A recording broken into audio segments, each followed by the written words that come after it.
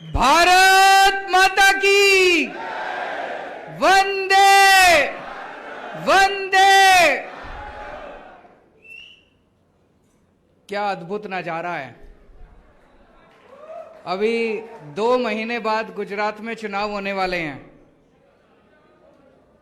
और एक political party लोगों के साथ बैठ के चर्चा कर रही है कि हम स्कूल कैसे सुधारेंगे, शिक्षा कैसे सुधारेंगे।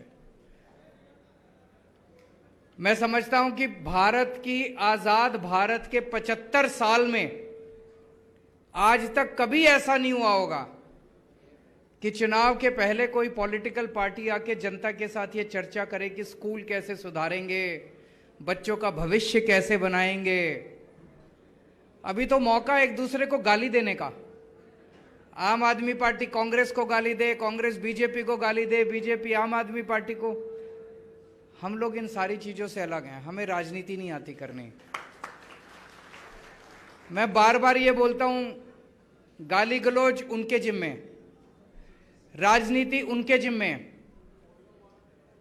मेरे को स्कूल बनाने आते हैं, स्कूल बनवाने हैं तो मेरे से बना लो, मेरे को बुला लो। मैं आपके बच्चों को रोजगार दे सकता हूं, रोजगार चाहिए तो मुझे बुला लो।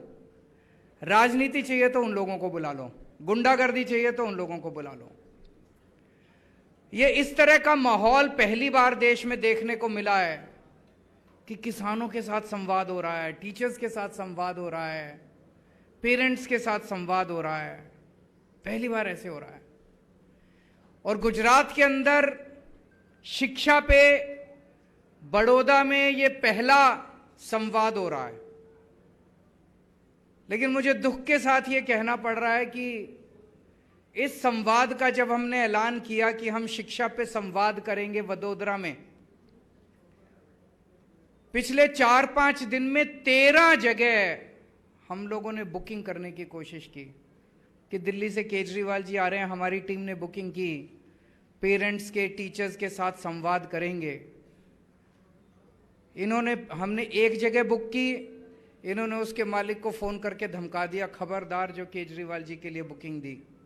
दूसरी जगह बुकिंग की, उसको भी खबरदार। 13 जगह कैंसिल की। 14वीं जगह मैं नवनीत काका को प्रणाम करता हूं बहुत बहुत।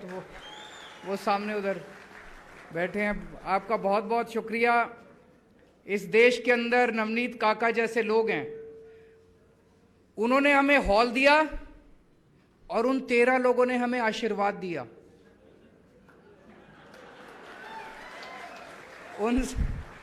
जब उनसे बात की, वो 13 लोग खूब गालियां दे रहे हैं उनकी पार्टी को। बोले इस तरह से धमकी देना ठीक नहीं है। बोला हम आपके साथ हैं लेकिन हिम्मत नहीं हो रही है। बहुत तंग करते हैं लोगों को। तो आज उन 13 लोगों का आशीर्वाद है, नवनीत काका का आशीर्वाद है कि हमारे पास ये हॉल है। ये लोग सोचते हैं ये देश इतना कमजोर है कि धमका देंगे तो यहाँ पे शिक्षा पे संवाद नहीं होगा। शिक्षा पे संवाद भी होगा। स्कूल भी अब गुजरात के ठीक होंगे, प्राइवेट स्कूल भी ठीक होंगे, सरकारी स्कूल भी ठीक होंगे, बच्चों का भविष्य भी बनेगा। ये रोक सके तो रोक लें। पिछले 7-8 साल में दिल्ली में हमने बहुत काम किए, लेकिन अगर कोई पूछे तो एक काम जिससे सबसे ज्यादा मुझे संतुष्टि मिलती है, और मुझे लगता है कि मरने के बाद जब मैं ऊपर जाऊंगा और भगवान मुझसे पूछेगा कि तूने पृथ्वी पे क्या किया, तो मैं भगवान को कहूंगा मैंने बच्चों के स्कूल ठीक कर दिए थे। सबसे बड़ा पुण्य का काम हम लोगों ने यही किया कि बच्चों के स्कूल ठीक कर दिए, बच्चों का भविष्य बना दिया हम लोगों ने। संतुष्टि होती है जब मरेंगे तो लगेगा कि हमारी जिंदगी कुछ काम आई इस पृथ्वी के ऊपर। जब हमारी सरकार बनी दिल्ली में, वहां भी यही हालत थी जो अभी मैं सारे प्रश्न मैंने लिखे हैं, एक एक प्रश्न का जवाब दूंगा। यही हालत थी जो आज गुजरात के अंदर है। 2 तरह का सिस्टम था, एक गरीबों के लिए, एक अमीरों के लिए। अमीर भी नहीं कहूंगा, जिसके पास भी थोड़ा सा पैसा होता था।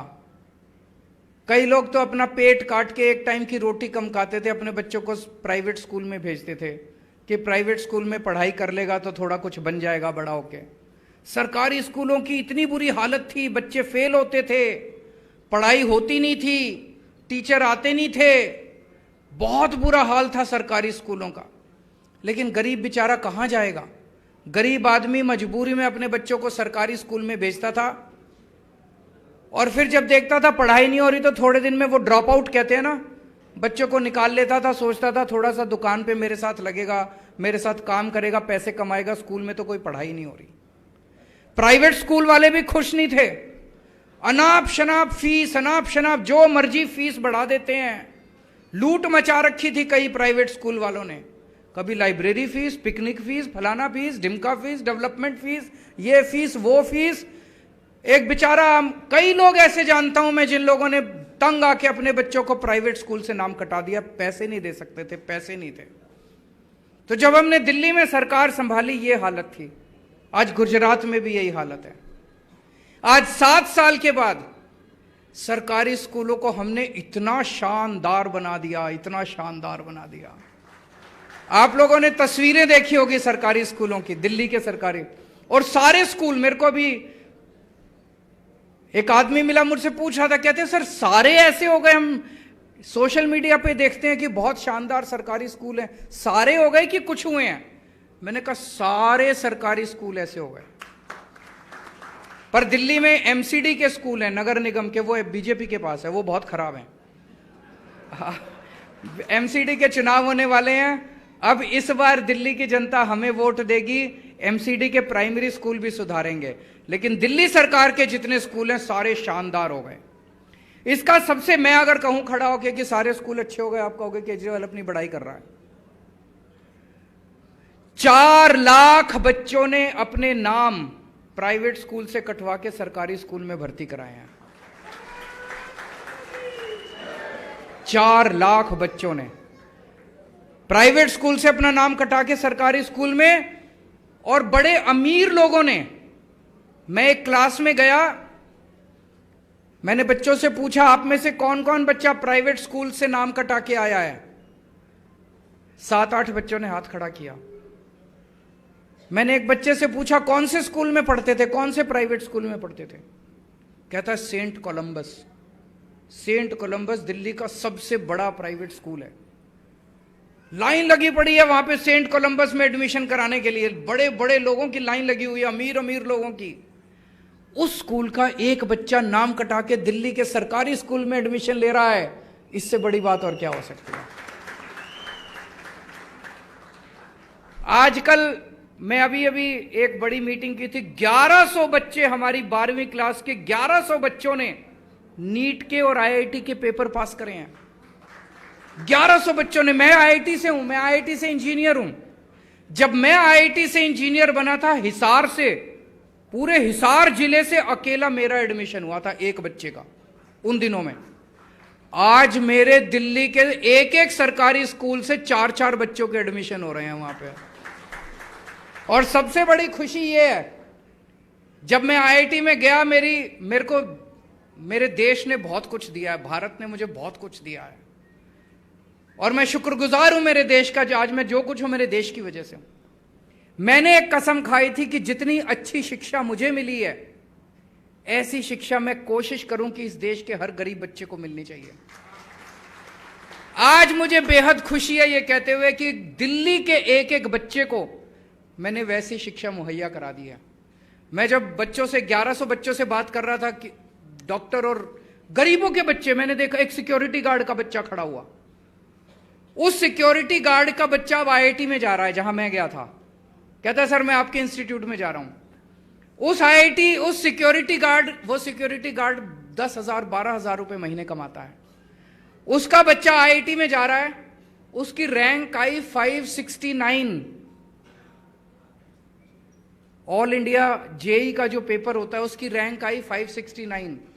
मैं जब आईआईटी में गया था मेरी रैंक आई थी 563। मुझे लगा यार ये तो मेरे बराबर। आज दिल्ली के एक एक बच्चे को, गरीब से गरीब बच्चे को, रिक्शे वाले के बच्चे को, मजदूर के बच्चे को, सिक्योरिटी गार्ड के बच्चे को, प्लम्बर के बच्चे को, कारपेंटर के बच्चे को मेरे जैसी शिक्षा मिल रही है, जैसी शिक्षा मुझे मिली, शानदार शिक्षा मुझे मिली। सरकारी स्कूल हमने बहुत शानदार कर दिए। अब आप सोच के देखो, वो सिक्योरिटी गार्ड का बच्चा, सिक्योरिटी गार्ड 10-12 हजार रुपए कमाता है, उसके घर का खर्चा नहीं चलता। अब वो बच्चा आईआईटी में जाएगा, आईआईटी से जब निकलेगा तो उसकी तनख्वाह, स्टार्टिंग तनख्वाह उसकी 2-3 लाख रुपए महीना होगी। तो उसकी एक परिवार की तो गरीबी दूर हो गई कि नहीं हो गई? अगर हम अपने देश के सारे बच्चों को ऐसा पढ़ा दें, सारे देश की गरीबी दूर हो जाएगी, सारा देश अमीर हो जाएगा। मैं पूरी तरह से कन्विंस्ड हूं, एक चीज जो इस देश को गरीबी से हटा सकती है, देश जो गरीबी से दूर कर सकती है, वो है शिक्षा। अगर हम अपने बच्चों को अच्छी शिक्षा दे दें तो हमारा देश गरीब नहीं रहेगा, हमारा देश अमेरिका से भी ऊपर हो सकता है। दूसरा, प्राइवेट स्कूलों ने लूटमार मचा रखी थी। हमने आते ही सारे प्राइवेट स्कूलों का ऑडिट करवा दिया। आपको जान के यहां नाम लेना ठीक नहीं है, देश के बड़े बड़े स्कूल, एक स्कूल उसका पता चला ऑडिट में 50 करोड़ रुपए के उसने फिक्स डिपॉजिट बैंक में करा रखे हैं। आप लोगों को लूट रहे हैं, फीस पे फीस बढ़ा रहे हैं, फलानी फीस ढिमके, और उसके एफडी कराते जा रहे हैं, एफडी कराते जा रहे हैं, उसका एफडी कराते जा रहे हैं। ये बहुत बड़ा गुनाह है। जो भी स्कूल होते हैं वो चैरिटेबल ट्रस्ट होते हैं, वो पैसा इकट्ठा नहीं कर सकते, पैसा इकट्ठा करना गुनाह होता है उनके लिए। हमने इन सारे स्कूलों के एफडी तुड़वाए और सारे बच्चों को रिफंड कराई पुरानी फीस। मतलब पिछले 4-5 साल में जो उन्होंने फीस ली थी, वो सारे पैसे हमने पेरेंट्स को वापस कराए। कभी नहीं हुआ भारत के इतिहास में कि आपके बैंक में स्कूल से पैसे वापस आए हों। और उसके बाद ऑर्डर जारी कर दिया कि कोई भी फीस सरकार की परमिशन के बिना नहीं बढ़ाई जाएगी। अगर आप फीस बढ़ाना चाहते हो, आपको हमें बताना पड़ेगा। आप क्यों 7-8 साल से बहुत 2-4 स्कूल को छोड़ के किसी ने फीस नहीं बढ़ाई है, 7 साल से फीस नहीं बढ़ी है। गुजरात के अंदर भी यही करेंगे। करना चाहिए कि नहीं करना चाहिए? सरकारी स्कूल भी ठीक करने चाहिए, प्राइवेट स्कूल भी ठीक करने हैं। और वो नीयत केवल एक ही पार्टी की, आम आदमी पार्टी की, और ये कोई कुछ नहीं करने वाले। इन लोगों ने बुरी तरह से लूट मचा रखी है। तो अभी जो क्वेश्चंस आए, एक क्वेश्चन था कि स्पेशली एबल्ड चिल्ड्रन, जो हैंडीकैप बच्चे होते हैं, उनके लिए कोई सुविधा नहीं है। सर, उनके लिए हम अलग से क्लासेस जरूर बनाएंगे। जो भी सुविधाएं देने की जरूरत है, आप जैसे लोगों से मदद लेंगे। अकेले केजरीवाल या गोपाल इटालिया या ईशुदान गढ़वी या मनोज नहीं कर सकते। गुजरात की 6.5 करोड़ जनता को साथ लेके हम एक नया शिक्षा का पूरा सिस्टम तैयार करेंगे। एक ये हुआ कि एनसीईआरटी की बुक्स बड़ी पुरानी हैं। केवल एनसीईआरटी की बुक्स पुरानी नहीं है सर, हमारा पूरा का पूरा शिक्षा का सिस्टम जो हम पढ़ाते हैं बच्चों को, वो पूरा गड़बड़ है। ये हमने दिल्ली में, ये पूरा सिस्टम हमारा एजुकेशन का कहां से आया? अंग्रेज दे के गए थे। मैकॉले का सिस्टम है। 1830s 40s के अंदर, 1830 के दशक में यह सिस्टम बनाया गया था। अंग्रेजों ने सिस्टम क्यों बनाया था? ये अंग्रेजों ने सिस्टम बनाया था ताकि यहां पे क्लर्क पैदा होंगे जो कि अंग्रेजों की सेवा करेंगे। 1947 में हमारे देश से बहुत बड़ी गलती हुई। मैं सारे स्वतंत्रता सेनानियों की इज्जत करता हूं, लेकिन जब देश आजाद हुआ, हमें पुराना अंग्रेजों का शिक्षा का सिस्टम खत्म करके आजाद भारत के लिए एक नया शिक्षा का सिस्टम बनाना चाहिए था। तो केवल इनसे, दिल्ली के अंदर इस पे हम काम कर रहे हैं। जैसे मैं आपको एक उदाहरण देता हूं। आज हमारा कोई भी बच्चा ग्रेजुएशन करने के बाद नौकरी ढूंढता फिरता है, नौकरी ढूंढता फिरता है। बीए करने के बाद, बीएससी करने के बाद, बीकॉम करने के बाद, एलएलबी करने के बाद नौकरी नौकरी नौकरी। हमें ऐसा सिस्टम चाहिए कि नौकरी ढूंढने वाले नहीं, हमें नौकरी देने वाले बच्चे तैयार करने हैं। दिल्ली के अंदर हमने शुरू किया है ये सिस्टम। 11वीं, और आपको सुन के बड़ा इंटरेस्टिंग लगेगा, 11वीं और 12वीं के बच्चों को हम लोगों ने बिजनेस कराना सिखाना शुरू किया कि बिजनेस कैसे करते हैं। हमने बच्चों के दिमाग में कूट कूट के भर दिया कि जब कॉलेज से बाहर निकलोगे आपको नौकरी देने वाला बनना है, नौकरी मांगने वाला नहीं बनना। हर बच्चे को दिल्ली सरकार की तरफ से 11वीं और 12वीं में हम 2-2 हजार रुपए देते हैं। हम उन बच्चों को कहते हैं अब ये 2,000 रुपए इससे बिजनेस करो। आपको लगेगा क्या बेवकूफी है यार, ये 2,000 रुपए से बिजनेस होता है क्या? उसमें बच्चों को फ्रीडम होता है। 4 बच्चे, 8 बच्चे, 10 बच्चे एक साथ मिलते हैं और टीम बनाते हैं। और टीम बना के, जैसे 5 बच्चे मिले तो उनके 10,000 रुपए हो गए, उन्होंने 2,000 रुपए पूल किए, 10,000 रुपए हो गए।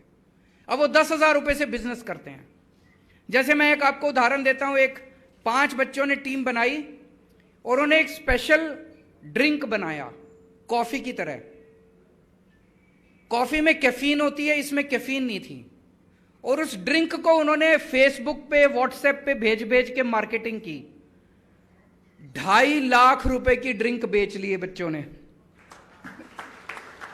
10,000 रुपए से 2.5 लाख रुपए की ड्रिंक बेच ली। अब ऐसी 11वीं और 12वीं क्लास के दिल्ली सरकार के बच्चों की 52,000 टीम्स बन चुकी हैं। 52,000 टीम्स, उसमें कोई 3 बच्चों की टीम, कोई 4 बच्चों की टीम, कोई 5 बच्चों की, कोई 2 बच्चों की टीम। 52,000 टीम्स इस टाइम बिजनेस पे काम कर रही हैं।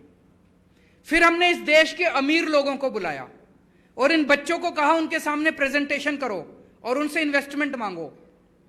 तो जैसे ये वाली टीम थी, ड्रिंक वाली टीम, इन्होंने एक अमीर आदमी के सामने प्रेजेंटेशन किया। बहुत अमीर अरबपति आदमी है। सोचो, दिल्ली सरकार के सरकारी स्कूल के रिक्शे वाले के बच्चे, प्लम्बर के बच्चे, एक अरबपति, 11वीं 12वीं के बच्चे अरबपति के सामने प्रेजेंटेशन कर रहे हैं अंग्रेजी में। सोच सकते हैं आप। और उनके सामने प्रेजेंटेशन किया। उस आदमी ने 19 लाख रुपए इन्वेस्ट किए इनकी टीम के अंदर। 19 लाख रुपए देके गया वो, कि मैं आपके अंदर इन्वेस्ट करता हूं, ये मेरी इक्विटी है, शेयर है ये मेरे। 19 लाख रुपए के। अब ये जितने बच्चे 12वीं क्लास से निकलेंगे, कॉलेज में जाएंगे, एक भी बच्चा नौकरी मांगने वाला नहीं बनेगा, नौकरी देने वाला बनेगा। ये बदलाव करने, हमारे बच्चे निकलते हैं कॉलेज से, स्कूल से, क्या हम उनको देशभक्ति सिखाते हैं स्कूलों के अंदर? नहीं सिखाते। क्या हम उन्हें अच्छा इंसान बनना सिखाते हैं स्कूलों में? नहीं सिखाते। ये अब हमने दिल्ली सरकार के स्कूलों में सिखाना चालू किया है। हैप्पीनेस क्लासेस चालू किए हैं, देशभक्ति क्लासेस चालू किए हैं, बिजनेस क्लासेस चालू किए हैं। ये पूरा कंटेंट बदल रहे हैं हम एजुकेशन की। बच्चों को सिखाया क्या जाना चाहिए? रटते रहते हैं, और इतनी टेंशन होती है बच्चों को। एक 10वीं क्लास का बच्चा मुझे मिला, अब तो 12वीं पास कर गया। कहता, सर जब मैं 10वीं क्लास में था मुझे बड़ी टेंशन रहती थी, मेरे नंबर बड़े खराब आते थे, मुझे लगता था यार मेरे को नौकरी नहीं मिलेगी, बड़ा हो गया, मैं बड़ी मुश्किल से पास होता था। कहते ये आपके 11वीं 12वीं क्लास में जब मैंने ये बिजनेस क्लासेस शुरू की, मेरी सारी टेंशन खत्म हो गई। मुझे लगा नंबर जो मर्जी आए, धंधा तो कर ही लूंगा मैं अपना बड़ा होके। तो एनसीईआरटी की बुक्स नहीं सर, पूरा कंटेंट बदलने की जरूरत है। ये सारा अंग्रेजों का शिक्षा का सिस्टम खत्म करके इस देश के अंदर एक भारतीय सिस्टम चालू करने की जरूरत है। शिक्षा का एक भारतीय सिस्टम होना चाहिए। एक में किसी ने पूछा कि सरकारी स्कूलों की हालत बहुत खराब है, जबकि सरकार पता नहीं 30,000 34,000 करोड़ रुपया खर्च करती है। सर वो पैसा सारा कहाँ जाता है ये मुझे कहने की जरूरत नहीं है। ईमानदार सरकार लेके आइए, ये सारा पैसा आपके बच्चों के ऊपर खर्च होना चालू होगा। किसी ने कहा कि फीस बहुत ज़्यादा है, फीस कंट्रोल करेंगे। सर आप बिल्कुल चिंता मत कीजिए, दिल्ली में किया है। दिल्ली में किसी से भी फ़ोन करके पूछ लीजिए आप, दिल्ली में सब प्राइवेट स्कूलों की फ़ीस कंट्रोल की है। यहाँ पे भी किसी को फ़ीस नहीं बढ़ाने देंगे नाजायज़ तरीके से। वडोदरा में डीओ नहीं है कई दिनों से। वडोदरा नहीं, पूरे गुजरात के अंदर डीओ बनाएंगे, अच्छे से सारे ऑफिसर्स की नियुक्ति करेंगे, चिंता मत कीजिए। कॉमन एडमिशन कमेटी 12वीं क्लास के बाद, ये पूरा सिस्टम मुझे समझ नहीं आया। अभी ईशुदान भाई समझा तो रहे थे, गोपाल जी समझा रहे थे, ये मैं पूरा सिस्टम समझ के, लेकिन आपके साथ बैठ के जो भी इसको ठीक करने की जरूरत है इसको ठीक करेंगे। हमारे बच्चे दूसरे देशों में क्यों जाते हैं? बिल्कुल सही प्रश्न है। 75 साल हो गए आजाद हुए भारत को। 75 साल कम नहीं होते। हमारे देश में दुनिया के बेस्ट इंजीनियर हैं, बेस्ट डॉक्टर हैं, बेस्ट, फिर भी हमारा देश पीछे रह गया। आज हमारे बच्चे बताओ मेडिकल के लिए यूक्रेन जाते हैं पढ़ाई करने के लिए, शर्म की बात है। हमारा देश वो देश है जहां नालंदा विश्वविद्यालय, प्राचीन भारत में नालंदा विश्व, पूरी दुनिया से बच्चे आया करते थे। आज हमारे देश को क्या हो गया? आज हमारे बच्चे बाहर जा रहे हैं। हमें ऐसा देश तैयार करना है कि पूरी दुनिया से बच्चे यहां पढ़ने के लिए आए, ना कि हमारे बच्चे वहां पढ़ने के लिए जाएं।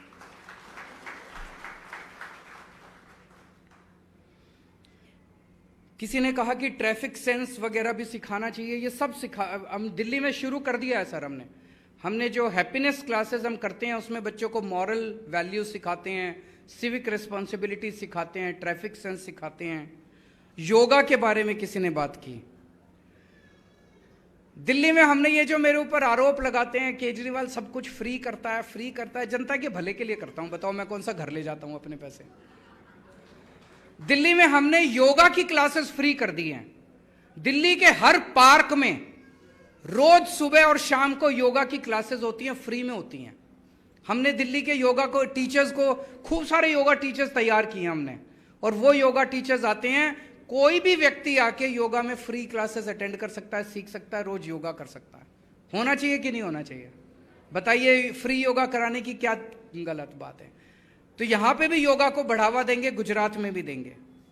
एक बहन ने कहा कि हम कूड़ा बीनने वाले बच्चों को पढ़ाते हैं, हमारी तनख्वाह भी कम है, हमारा सा। बहन, मैं आपको एक गारंटी दे के जा रहा हूं कि कूड़ा बीनने वाले बच्चे और आप दोनों को हम मेन स्कूलों के अंदर लेके आएंगे। अब कूड़ा बीनने वाले बच्चों को पार्ट टाइम एजुकेशन नहीं मिलेगी। आपको जान के एक ताज्जुब होगा, दिल्ली के अंदर हम एक स्पेशल स्कूल बना रहे हैं। आपने ट्रैफिक लाइट पे देखा होगा, जब आप गाड़ी रोकते हो और शीशा, कोई आता है एक बच्चा और टक टक टक टक करता है, शीशा नीचे करते हो, एक भीख मांगने वाला बच्चा होता है। ये जितने बच्चे होते हैं, इनमें से बहुत सारे बच्चे स्मैक लेते हैं रात को, इनमें से बहुत सारे बच्चे गलत हरकतों में पड़ते हैं। इनके ऊपर कई सारी कोशिशें की गई, लेकिन ये बच्चे मेन स्ट्रीम में नहीं आ पाए। इनके लिए एक शानदार रेजिडेंशियल स्कूल दिल्ली के अंदर बना रहे हैं, जिसमें केवल और केवल इस तरह से सड़कों के ऊपर भीख मांगने वाले बच्चों को एडमिशन दिया जाएगा और उन्हें इस देश के लिए मेन स्ट्रीम में लाने की कोशिश की है। तो बहन को मैं कहना चाहता हूं, आपको मेन टीचर बनाएंगे, स्कूलों के अंदर मेन टीचर बनाएंगे। बहुत टीचरों की कमी है। मैं गुजरात का सारा डेटा स्टडी कर रहा था, कई हजार टीचरों की नियुक्ति करनी पड़ेगी, बहुत कमी है। आपको भी टीचर बनाएंगे और उन बच्चों को स्कूल में लेके आएंगे, उनको पार्ट टाइम एजुकेशन अब नहीं मिलेगी। ये सारे, मैं बताइए, अभी तक मैंने कोई राजनीति की बात करी? आपके बच्चों के भविष्य की बात करी मैंने, गुजरात के बच्चों के भविष्य की, देश के बच्चों के भविष्य की बात करी। मैं कौन सी गलत बात कर रहा हूं? और ये सारे मेरे पीछे पड़े हुए हैं। कल कोई नेता कह रहा था केजरीवाल कमीना है, केजरीवाल झूठा है, केजरीवाल फलाना। ये सारे इकट्ठे हो गए मेरे खिलाफ, सारी पार्टियों वाले, एक ही भाषा। कांग्रेस वाले भी, बीजेपी वाले, सारे कह रहे हैं केजरीवाल फलाना है, केजरीवाल ढिमका है, केजरीवाल। मैं कह रहा हूं मैं आपके बच्चों के अच्छे स्कूल बना दूंगा। ये कहते हैं केजरीवाल ये है, ये लोग नहीं चाहते कि हमारे देश में अच्छी शिक्षा आए। इन्होंने 70 साल से यही राजनीति करी है, जनता को अनपढ़ रखो, जनता को गरीब रखो, ताकि वो इनका वोट बैंक बनी रहे। इसे खत्म करना है। मुझे वोट बैंक नहीं चाहिए, मुझे शिक्षित भारत चाहिए। मुझे वोट बैंक नहीं चाहिए, मुझे एक समृद्ध भारत चाहिए, शक्तिशाली भारत चाहिए। उसके लिए मैं काम कर रहा हूं। ये सारे मेरे पीछे इकट्ठे, सारे हाथ धो के मेरे पीछे पड़े हैं ये सारे, पर मुझे कोई परवाह नहीं है।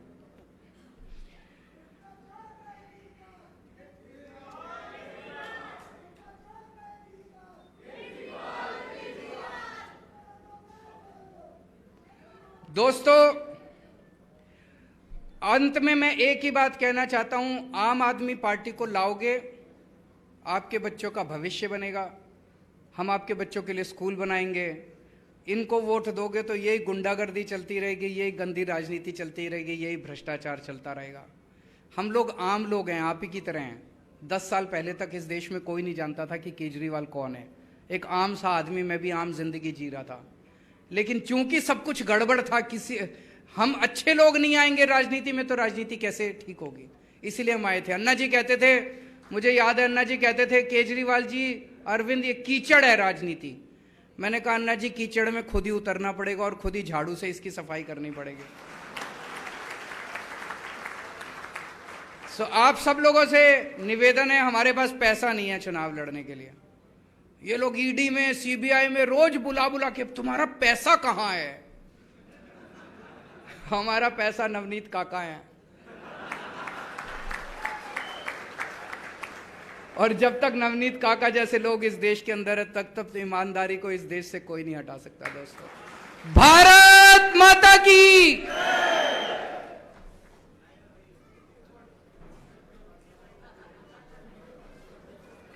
रंग दे बसंती।